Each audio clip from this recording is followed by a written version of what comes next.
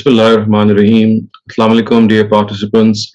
Welcome to this session of moral lessons from the Quran. We discuss various passages from the Quran every day in this holy month of Ramadan.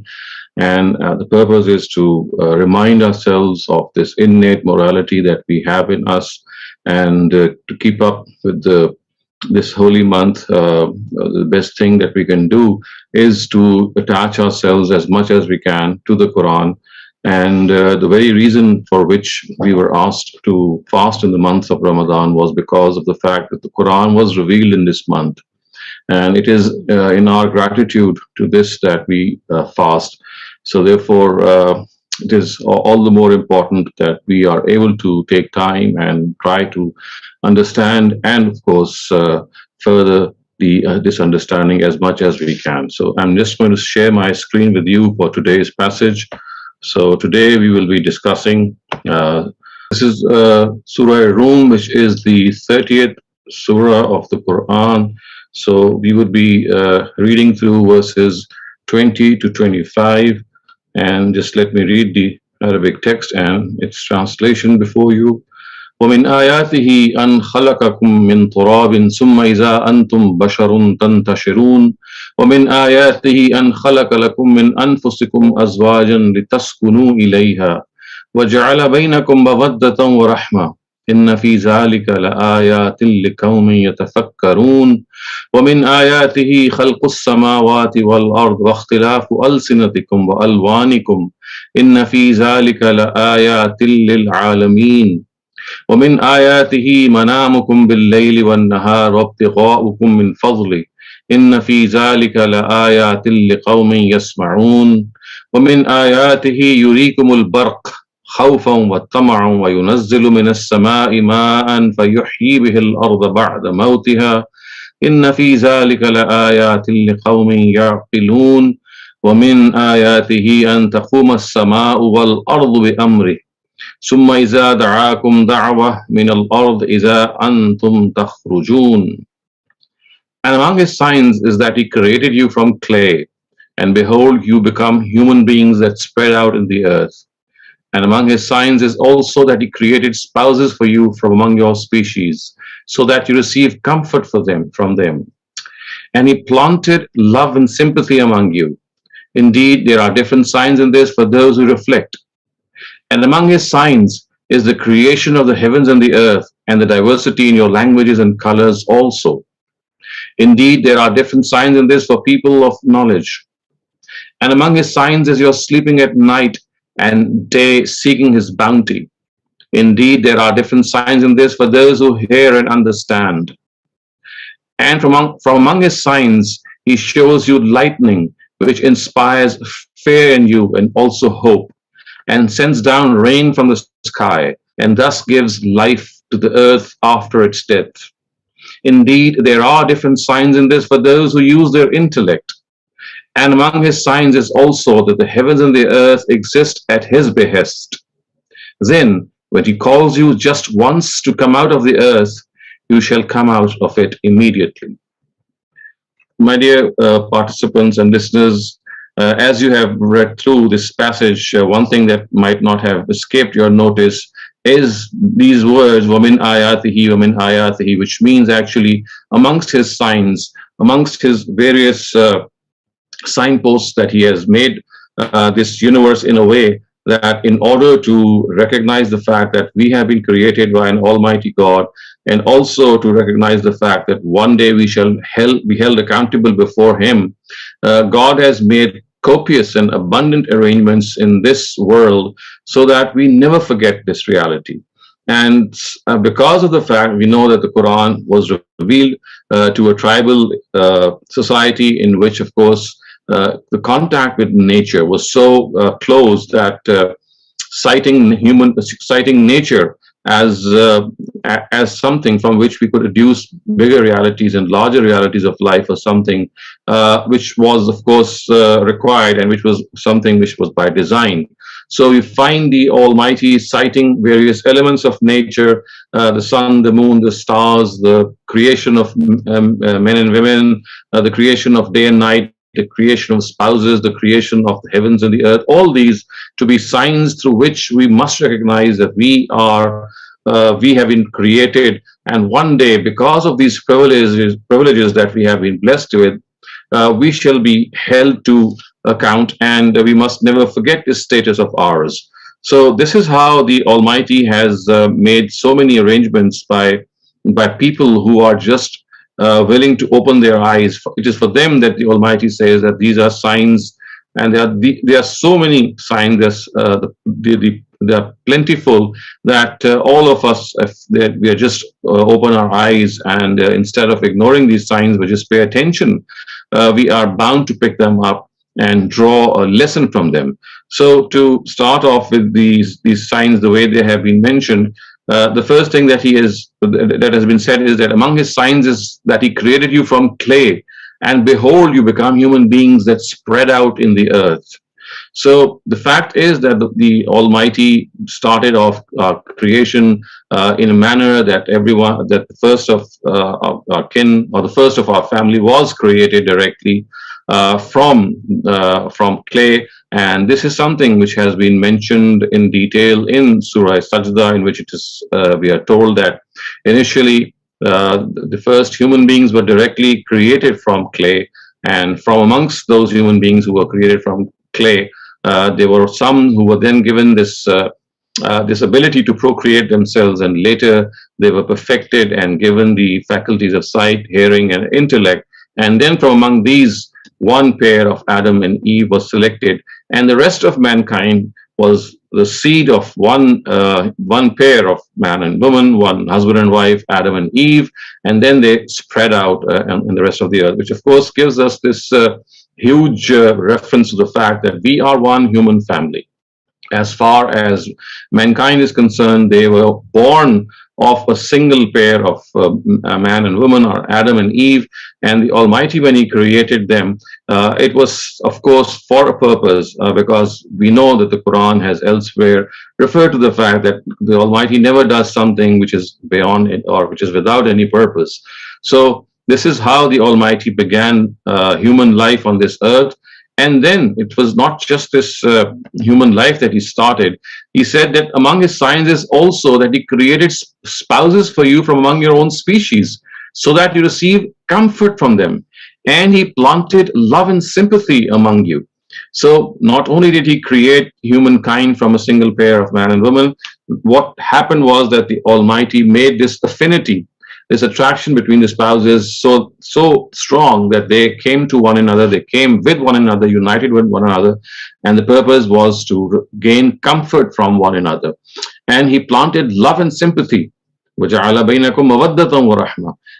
them, and so that this is something which makes the family unit, in which is the basic unit of a society, something which is really cherished. And this is a huge blessing of the Almighty. These favors, this favor that the family has come into being, a family in which a man and woman come together and they hide each other's imperfections. They come together as friends. They come together as people who actually tolerate one another in a way that they think that accommodating each other's imperfections and each other's habits is how this human cycle is going to function. And the love and the comfort that they can give to each other is immeasurable. So if a family is brought into existence on the right footing, we can clearly see how the spouses grow from one another, how the help they receive from one another, the support they receive, and they do think that there was a vacuum in their lives, and this vacuum has been fulfilled by this family unit, and it becomes a happy family unit if, of course, there is this sense which prevails between the spouses to accommodate one another, to live in a manner that they are able to think about each other, and of course they are absolutely faithful to one another. So this starts off the human family, and this is such a bliss if it comes into existence on the right footing, that everyone who passes through this can simply think that he or she is in a bliss, something which is unmatched. It could be rightly called a heaven on earth, as long as these principles and these emotions are adhered to in a way that we are able to take care of each other in a very, very generous way. And then these verses continue, and they say that, and he planted love and affection, love and sympathy among you. Indeed, there are different signs in this for those who reflect. So, of course, the sign that we just talked about, that the family unit, which is brought into existence as a result of this, shows that the Almighty has a certain plan for us. And this plan can be gauged from the fact that humankind is to be developed in a way that they are one big family, and they are ones who realize that if they take care of each other, they would understand the fact that the very purpose of their existence and the very purpose for which the Almighty created them stands fulfilled. And among his signs is the creation of the heavens and the earth, and the diversity in your languages and colors also. So the creation of the heavens and the earth and the diversity, the variation in languages and colors, is something, my dear participants, is so it's so mind-boggling that we have so many different languages. It is virtually out of our own count that we can come to a figure in which we can say, well, these are the languages that are spoken on the planet Earth. There are probably thousands and thousands of these languages, and how efficiently people are able to communicate through these languages. Not only communicate through these languages, but also create literature of that language, which is absolutely ecstatic to read through if we are able to understand that language. Similarly, the colors, the diversity in colors and features that every human being has, this is so much diversity, such variation, that it's simply astounding. It's so amazing to see people communicate in such languages, in different cultures, with different backgrounds, with different settings. But the communication is so free flowing. It's so thorough that it amazes us when we see people talking in different languages, and not just different languages. There are then sub-dialects of each language, and the way these dialects are affected by the territory that a person or people live in. And this can only happen if the Almighty has actually created mankind in a way that they are able to develop and express themselves. So the power of expression actually is something which is an unbelievable phenomenon. The power of expressing ourselves, the power of communicating, and this expression not only is through the spoken word, it's through the written word as well. And it's so unbelievable that one can only think that there is someone who has created this, diversity, this variation, this variety, so that we realize that there is a purpose to all this. The Almighty has not created these heavens and the earth without a purpose. They have a purpose. And the Quran actually speaks of this purpose at a number of places by saying that God has created the heavens and the earth bil haqq, with the truth, which means that they have a purpose. They are not meant to just provide amusement or facility to mankind, but they have a purpose in which people are going to be tested for their mettle, and these privileges that they draw from these various things that they are given, they'll be held accountable for them. And then it says, and among his signs, indeed there are different signs in this for people of knowledge, and among his signs is you're sleeping at night and day seeking his bounty. Indeed there are different signs in this for those who hear and understand. So the fact that our human body is in line with our outside world, so we naturally feel tired at night, and we naturally go to sleep at night because our bodies are prone to our external environment in a way that is so conducive. The nighttime is made to rest, and generally, of course, there are disruptions and there are exceptions which have resulted in these modern times in which everything has become topsy-turvy. Otherwise, leaving these last couple of decades, we can see that ever since mankind was created, how efficiently the night actually was meant for rest and the day for work. So the day to seek God's bounty, the night to rest. And this is not that, if it had been the other way around, it would have become extremely difficult for earning and for one's livelihood, because these things are always conducive in daytime. And how efficiently the daytime caters for this engagement, one can only think of. So this is, again, is something of a boon and a blessing from the Almighty. And then the verse says, these verses say, and from among his signs, he shows you lightning, which inspires fear in you and also hope, and sends down rain from the sky, and thus gives life to the earth after its death. So this again is a phenomena which is of really something which always catches our attention whenever we see the lightning, the thunderclap outside our homes. We do think that, well, this is the storm that is built up, and it's a storm which is coming, and this storm could just this could overblow us, it just pass through us, or it could cause a lot of damage. And this, of course, as the verse say, it inspires fear as well. So what the verse has actually said is that when you see lightning, it inspires fear and also hope to the fact, well, yes, light and the Almighty has sent down rain from the sky amidst this lightning, and the dead earth, which had gone totally dry and desolate, has once again revived because of this rain. So we generally tend to ignore this phenomena, but if we just once again, whenever we have the time to, in fact, we should take our time and find out and see how important this is, that when rain comes down on a dry piece of land which has totally died away, how it totally revigorates it, it invigorates it and rejuvenates it. That lush green vegetation once again appears after the land had gone dry. This is like a miracle which keeps happening every now and then with this rain. And because of this phenomena, and because of these phenomena which have been enumerated in this passage, we have this continuous reminder from the Almighty by the words that there are many signs for this for those who understand. And then it says, and among his signs is also that the heavens and the earth exist at his behest.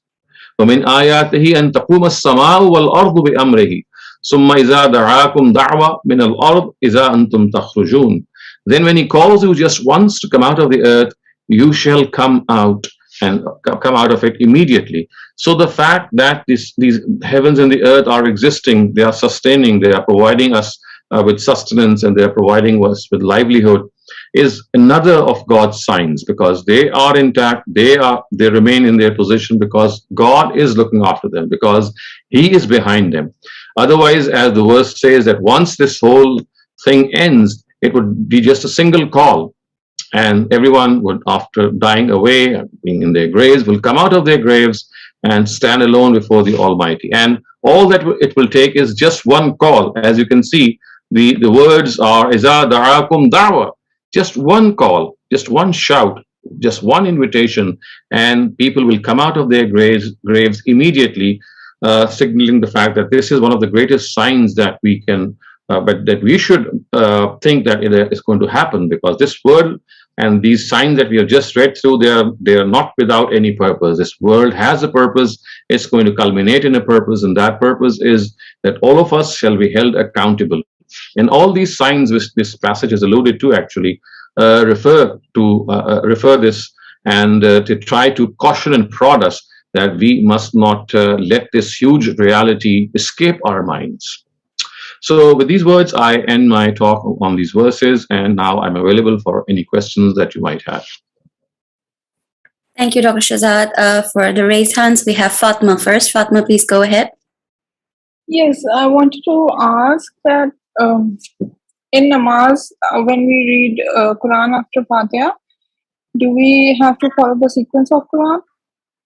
No, we don't. I mean, there is nothing in the Sharia which tells us that we have to follow the sequence which is found in the Quran. We can just select passages at random in all the rakats.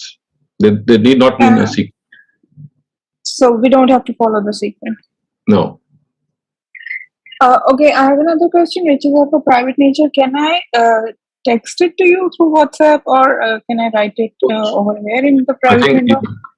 Yes, you can text it to me on my WhatsApp. I think you can take my number from the moderators. Thank you. Rajni, you can have your question now. Yes. Assalamu alaikum, sir. Wa alaikum assalam. Sir, from Surah Al-Mumin or Ghafir, verse number 11, this verse mentions Allah gives us death twice and life twice. As per my knowledge, I can understand the first life means when we were born, the temporal life in this world, and second life of hereafter, when we are resurrected, and first death is the end of life in this earth. So which is second death? Well, when we are born I mean, that state of being absent from this world and then being born is termed as the first death. So it's like being created from death to life, and then we die, and then we rise again. So our situation or our state before we were born is actually referred to as our first death. We did not exist. Then we existed for the first time, and then we die, and then we exist for the second time. That is considered as a first. That means the death of the in the end of life is here considered is a second death. Yes, that would be our second death. Okay, sir, do you believe in questioning at the grave, in the grave? Well, I've answered this question a number of times, and I've tried to explain that as far as the questioning in the grave or the grave torment or the grave punishment is concerned, it is related to a specific category of people. It's not meant for all mankind. They are the foremost adversaries of the prophets of God who had intentionally denied prophets of God and thereby have become worthy of punishment in this world. Their accountability and their account had already been settled in this world. It is for them that their punishment and their accountability will continue in the land of Barzakh and, of course, until the hereafter. For the rest of us, we are all put to sleep, and our accountability will take place on the day of judgment, and then, of course, heaven or hell will be one of our abodes or destinations. If it is for them, then it is not considered that life will be 3 and death will be 3. Like in the grave, Nakir Munkir, the angel prop diseased uprighting in the grave and ask the question, then it will be the 3. Here, well, that is a slightly different form. I understand what you're saying, because you see, what will happen in the grave will not happen in the way that we are given the form of a physical body. So the torment in the grave would actually happen to our souls. We would not be having our bodies, because of course they would be rotting in the graves, or they would have decayed in the graves. So the grave torment is actually something which will be undergone by the souls of these people. So therefore, that's a special kind of an exception. The life and death which the Quran refers to in this verse is the one in which life is there with the body and the soul, both the body and the soul. So in this case, what they would be suffering through would be just a suffering which relates to their soul. Thank you, Adil Qureshi. You can have your question now. Ji Salam, Dr. Sahab. Right. So, Dr. Sahab, this argument about the ikhtilaf, the difference in the color and the language of the people, I'm kind of struggling with this argument. I just want to sort of do a thought experiment on this first. If we presume that the way the mankind was, everybody was more or less of the same color, and everybody used to speak the same language or a similar language, which everybody sitting anywhere on the earth could have understood.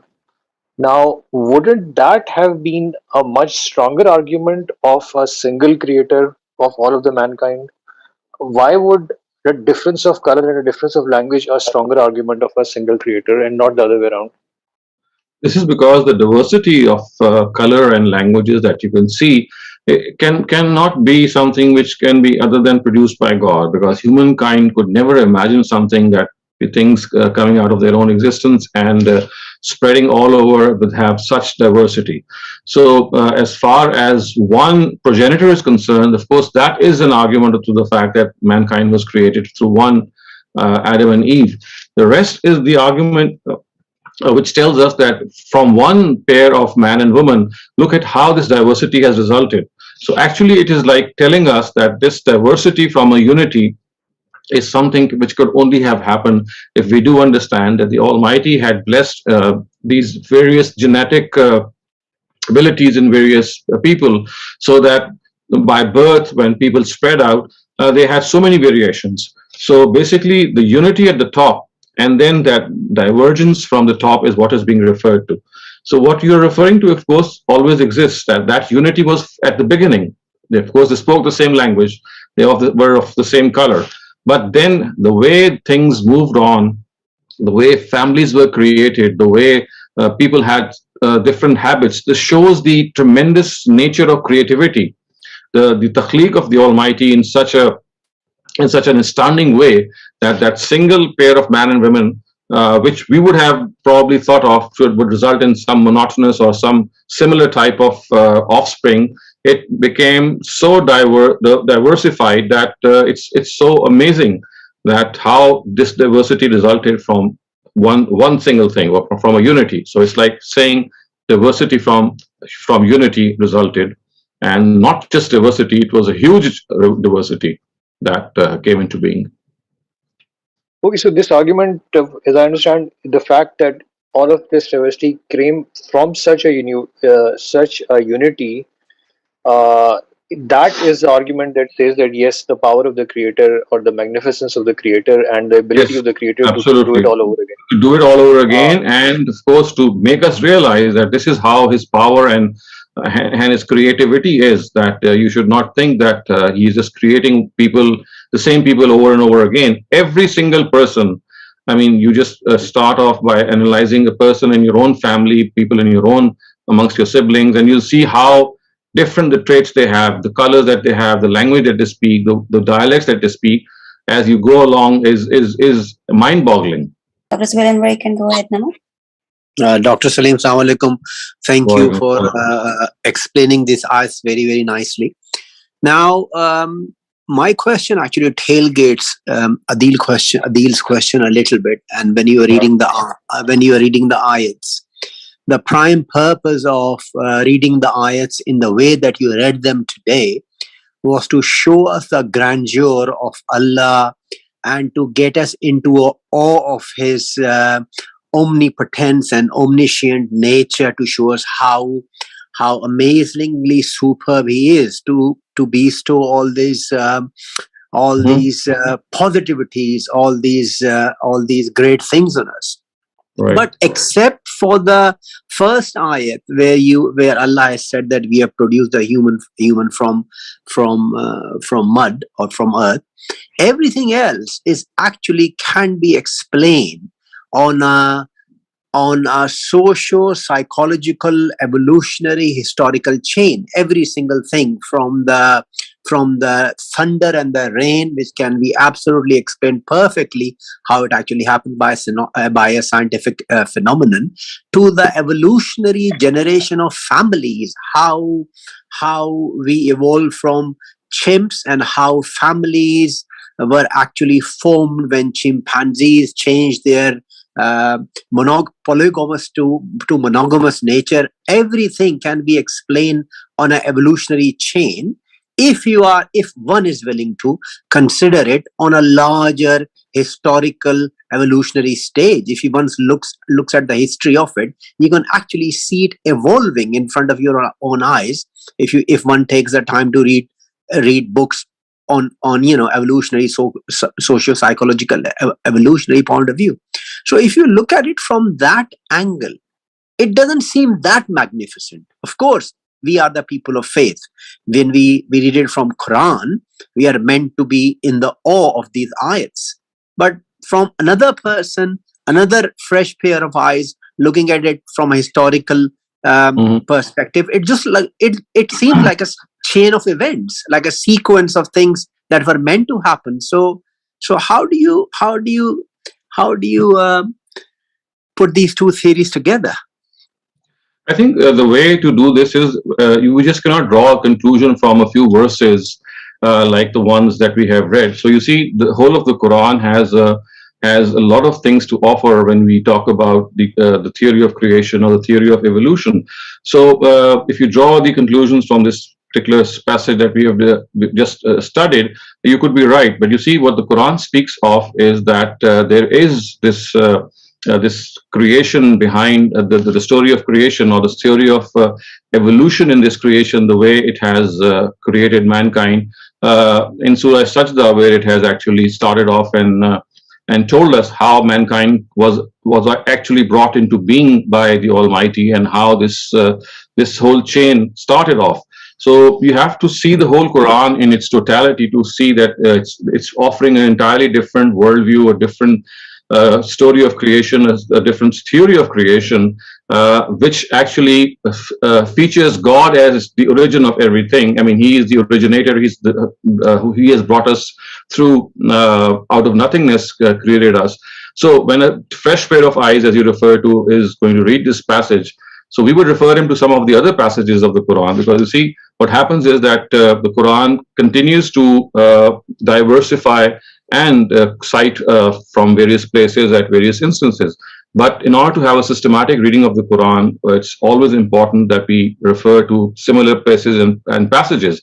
So the fact that there is a creator, that the fact that he created this universe in a manner, they would be, these are the premises that perhaps could be discussed with such a person beforehand, and with reference to some of the other passages of the Quran which speak of the Almighty, who he is, his introduction, and what did he do, and what exactly is this universe, how it was formed, what exactly is the Quranic story of evolution, what type of evolution did take place according to the Quran. So I would say that this passage would not be sufficient for such a person to have a discussion. It would be a lot more things which are mentioned in the Quran at other instances, which I think I have been discussing in some of my other sessions, that would start off that discussion. And also, you see, you need to understand that every person with whom you have an argument or a discussion, he or she would have a different background and would come from a different background. So gauging that background, trying to understand where that person is coming from, and of course, gripping the knowledge of the Quran as well from various parts of the Quran. This is how we would try to discuss with the other person.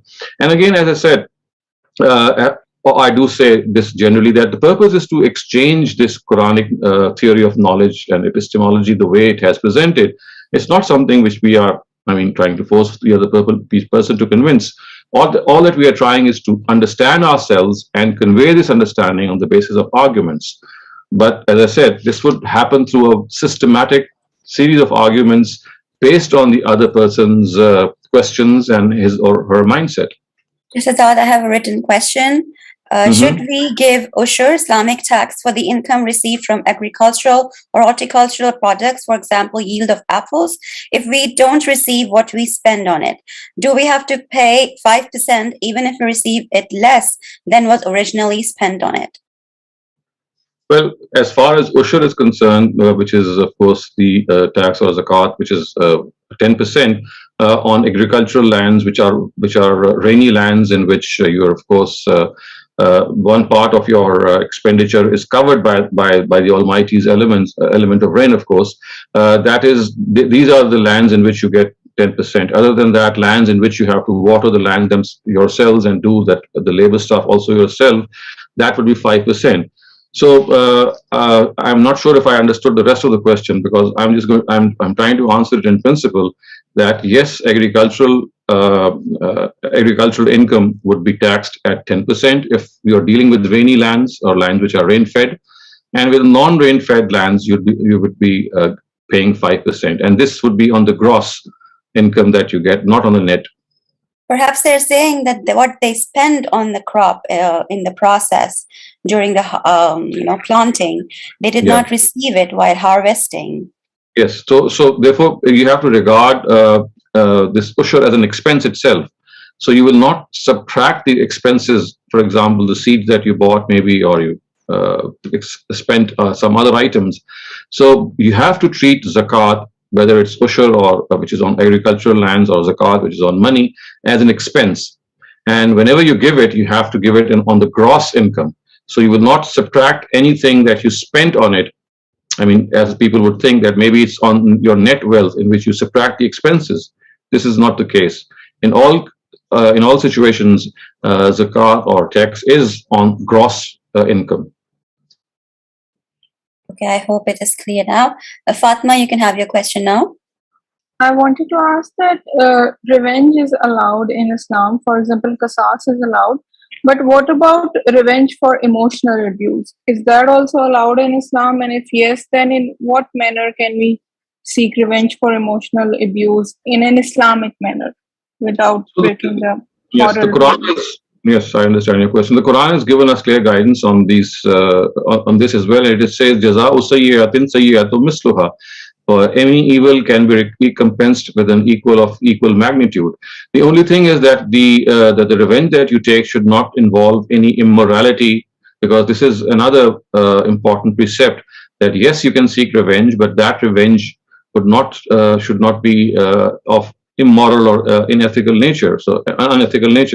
So anything that is done to you, you can pay back in equal coins. If you think that there is some emotional harm done to you, and you can inflict that emotional harm in any way without actually being immoral, then yes, that can be done. However, if it involves immorality or something which is against decency, then that should be abstained from. Rajni, you can ask your question now. Yes. So, what is difference between Sunnah and Hadith?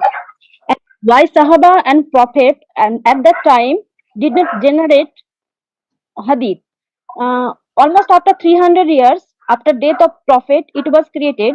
So, what is the authenticity of Hadith? How can we, the common people, understand which Hadith is Sahih and which is not? Because they filtered it with their thought, their belief. Might be their correct thing was eradicated. Yes, absolutely, you're correct. So these is like narrations, historical narratives that have been handed down in history, and because of the fact that they have been handed down in a way which does not lend them the certitude which the Sunnah has, which, by the way, is the established practice of the Prophet, which was transmitted through the practice of the companions. On the contrary, Hadith, of course, they are isolate reports which are transmitted by a few people to a few people, and there is always a chance of they getting distorted. So therefore, the scholars of Hadith, they always judge these reports in the light of the Quran, in the light of the Sunnah, in the light of common sense, in the light of established reason, in the light of established precepts of knowledge and reason. So these are some of the criteria against which scholars of Hadith judge reports. So as far as common man is concerned, what he or she should do is that if there is a narrative which raises a question in his mind or her mind, scholars should be consulted, and they should be asked whether this narrative does make sense, or maybe it has been misunderstood, or maybe it has been misquoted or miscited. So, of course, they are not equipped themselves to judge a narrative, because that requires some additional competence. So that for that you need to have recourse to these scholars. So for common person, the correct attitude would be to go through these narratives, and if there is a question which arises in his or her mind regarding something which might not make sense, then I think the best way would be to consult a scholar, and he or she would perhaps enlighten that person in that case. Sir, in Bukhari Sharif, all hadiths are Sahih hadiths. So this is a very common misconception. The word Sahih, when it is spoken in the Arabic language, is not the Sahih of the Urdu language, which means correct. Sahih is a certain class or category of narratives which stands up to five tests or to five criteria, which the scholars of Hadith have adjudicated. So the word Sahih doesn't mean correct. It just refers to a category of narratives which according to them occupy the highest degree of being correct. And this, of course, is the research of a few people, and some other people can come along, or some other researchers can critique the understanding of any other researcher and tell us that what you have regarded to be technically Sahih is in fact not Sahih, and there are some flaws in it. And scholars of our Ummah have continuously done this. Thus, for example, Imam Darqutni has raised questions about many narratives in Bukhari, and he has written a book on Bukhari. Similarly, people coming after him, after Darqutni, for example, in current times, like scholars like Manna Imadi, Habibur Rahman Kandilvi, they have raised questions about many narratives which are found in Bukhari, and shown that how at times the earliest authorities which regarded certain narratives to be technically okay, they were missing certain information, or they overlooked certain information, and ultimately the criteria which they applied to those narratives were applied because of the fact that they were ignorant of certain details. And if those details are furnished, then you might end up rejecting that narrative. So this is a continuous process of critically evaluating the material that has been handed out to us in history. Shiraz Ahmed, you may have your question now. Assalamu alaikum, Shehzad Bhai. Walaikum assalam. Shehzad Bhai, the question is regarding Surah Sabah, chapter 34, verse 14. So I will keep it very precise. It's regarding Prophet Sulaiman alayhi salatu wasalam death, right? So everything that the verse says is clear that the jinns, they don't know the knowledge of unseen, gap, and they were punished.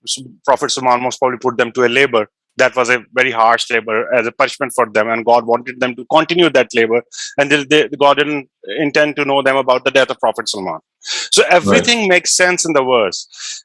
This just one thing that's missing. I'm clearly saying that it's missing from the Quran, that it gives an impression that when the termites eat the staff, then they came to know that most probably Prophet Sulaiman fell down, right? He was already dead.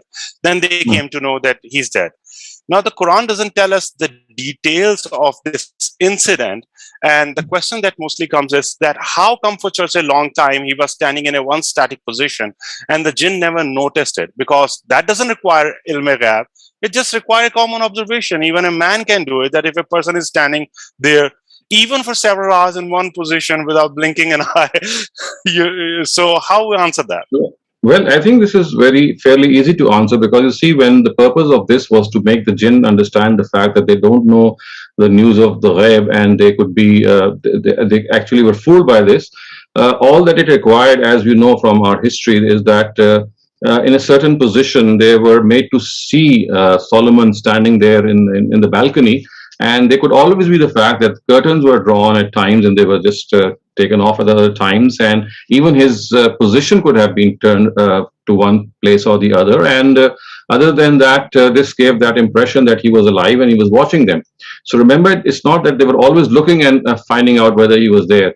At times, this was their thinking which made them actually realize that yes, he is there, but without always looking at them, because when someone is continuously standing, you are not always, looking back and seeing whether he is there or not. So yes, initially you would look at that person for longer periods of time, and then when you would realize that, well, he's always standing there, you would concentrate more on your work and less on him being present.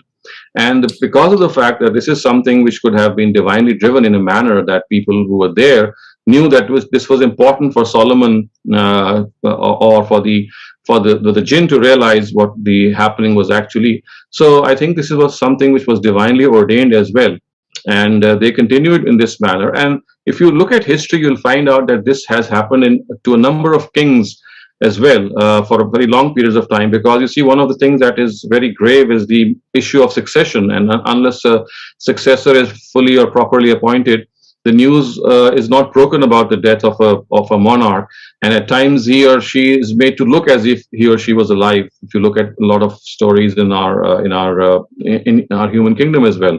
So if you look at those stories, you'll find out that how efforts were made to make the onlookers realize that, well, someone is still living, whereas the purpose was to delay this news. So I think on a very similar note, you can see that Solomon was made to stand in that balcony in a way that he could have at times there were curtains drawn, at times he was just sort of changed a little in his position, and this only could go along as far as he was able to stand, because as you said, he was standing on the support of a stick or a staff, and as long as that was there, they could not detect it. So I think it's also a question of human psyche, that once you start realizing that someone is watching you, and when after a couple of days you think that he is there, you sort of continue without giving more attention to this fact. And it was only after he fell down that they realized that what actually had happened. And on one such incident, without the people who are making these arrangements of not letting the genies know, with the decree of Allah, the staff broke. And then they came to realize that he's no more there. But okay, yeah. Got it. I'm sorry, we'll accommodate the further raised hands tomorrow's session. Thank you. Okay, thank you. Okay, thank you.